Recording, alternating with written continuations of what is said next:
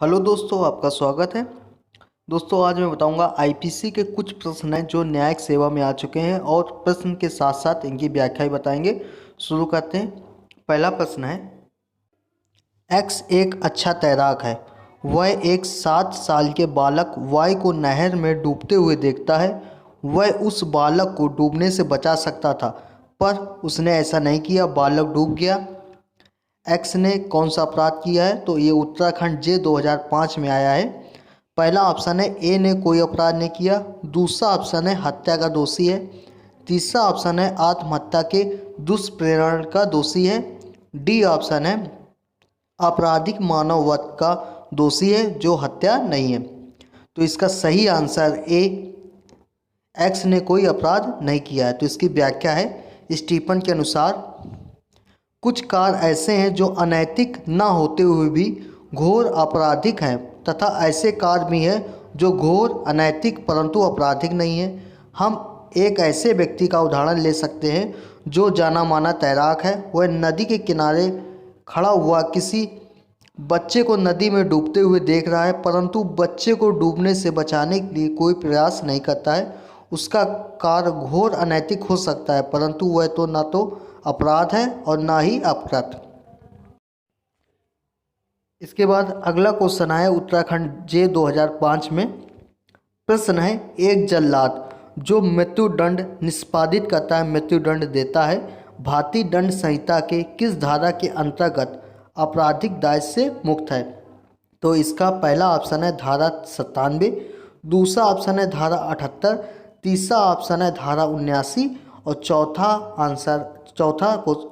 Option है धारा 80। तो अगर आपको इसका आंसर पता हो तो कमेंट बॉक्स में लिखिए। तो इसका सही आंसर है बी नंबर, धारा 78। इसकी व्याख्या देते हैं। भारतीय दंड संहिता की धारा 78 के अनुसार न्यायालय के निर्णय या आदेश के अनुसरण में की जाने वाली बात या उसके द्वारा कोई भी कार्य जो न्यायालय कहता है अपराध नहीं है, यदि उसे उस निर्णय या आदेश के प्रवृत्त रहते किया जाए, चाहे उस न्यायालय को ऐसा आदेश या निर्णय देने की अधिकारता न रही हो, परंतु ये आवश्यक है कि वह कार्य करने वाला व्यक्ति सद्भावपूर्वक ये विश्वास करता है कि उस न्यायालय को वैसी अधिकारता थी। अगला क्वेश्चन है, एमपी जे 2005 में आया है। शरीर की प्राइवेट प्रतिरक्षा का अधिकार है। तो पहला ऑप्शन है उसी क्षण प्रारंभ हो जाता है जब अपराध करने के प्रयत्न या धमकी से शरीर के संकट की युक्तियुक्त आशंका पैदा होती है और तब तक बना रहता है जब तक कि शरीर के संकट की ऐसी आशंका बनी रहती है। दूसरा ऑप्शन है उसी क्षण प्रारंभ हो जाता है जब अपराध करने के प्रयत्न या धमकी से शरीर के संकट की युक्तियुक्त आशंका पैदा होती है और ऐसी आशंका समाप्त होने के बाद भी बना रहता है। तीसरा ऑप्शन है जब वास्तव में हमला कर दिया जाए तब प्रारंभ होता है और हमले की अवधि तक बना रहता है। और लास्ट ऑप्शन है जब वास्तव में हमला कर दिया जाए तब प्रारंभ होता है और हमलावर के चले जाने के बाद भी बना रहता है।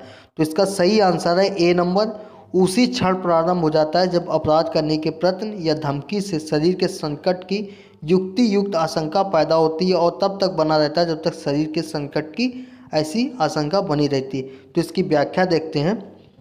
भारतीय दंड संहिता की धारा 102 के अनुसार शरीर के प्राइवेट प्रतिरक्षा का अधिकार उसी क्षण प्रारंभ हो जाता है जब अपराध करने के प्रयत्न या धमकी से शरीर के संकट की युक्ति युक्त आशंका पैदा होती है और चाहे वह अपराध किया न गया हो, और वह तब तक बना रहता है जब तक शरीर के संकट की ऐसी आशंका बनी रहती है। अगला प्रश्न है, एमपी जे 2005 में आया प्रश्न है, आपराधिक षड्यंत्र के लिए न्यूनतम कितने लोग होते हैं? तो इसके ऑप्शन है, पहला है 7, दूसरा ऑप्शन है 5, तीसरा ऑप्शन है 2 और चौथा ऑप्शन है 3।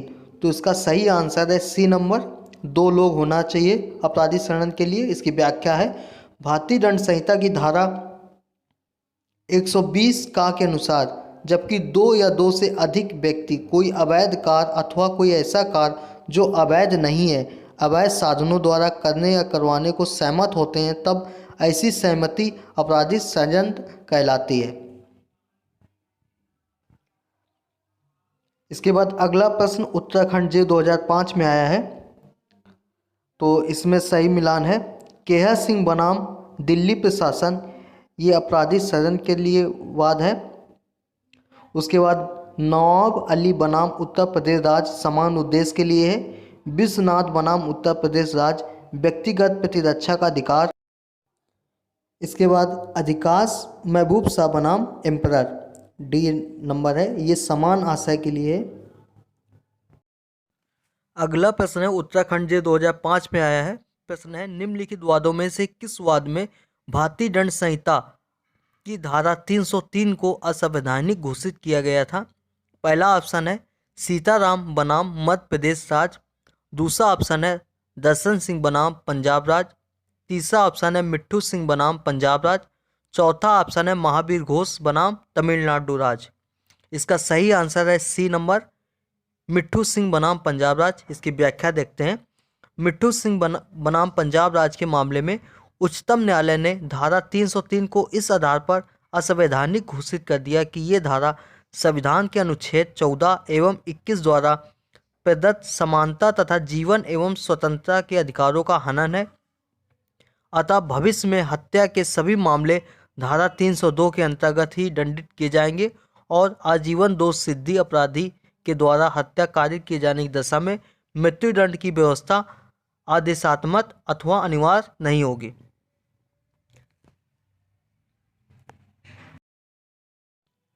इसके बाद अगला क्वेश्चन है उत्तराखंड जे 2005 में आया है।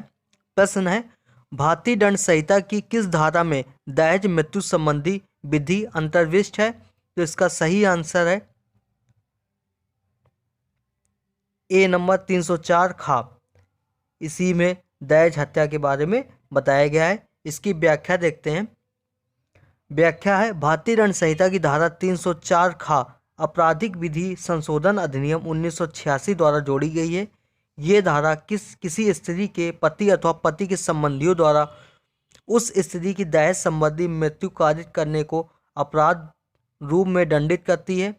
इस धारा में इस अपराध हेतु 7 वर्ष से अन्यून अवधि के कारावास के दंड का विधान किया गया है, परंतु ये दंड कम से कम 7 वर्ष और अधिक से अधिक आजीवन कारावास तक हो सकता है।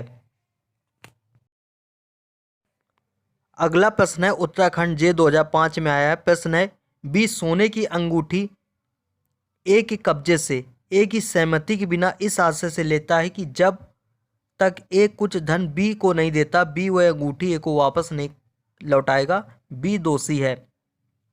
तो इसके ऑप्शन है ए छल का, बी ऑप्शन है आपराधिक न्यास भंग का, सी ऑप्शन है आपराधिक दुर्विनियोग का, चौथा ऑप्शन है चोरी का। तो इसका सही आंसर है डी नंबर चोरी का। भारतीय दंड संहिता की धारा 378 का में दिया गया है का एक वस्तु को उस समय तक रख लेने के आशय से जब तक कि उसके प्रत्यावर्तन के लिए इनाम के रूप में उसे या से धन अभिप्राप्त हो या की सहमति के बिना या के कब्जे में लेता है तो वह चोरी के उसमें आएगा।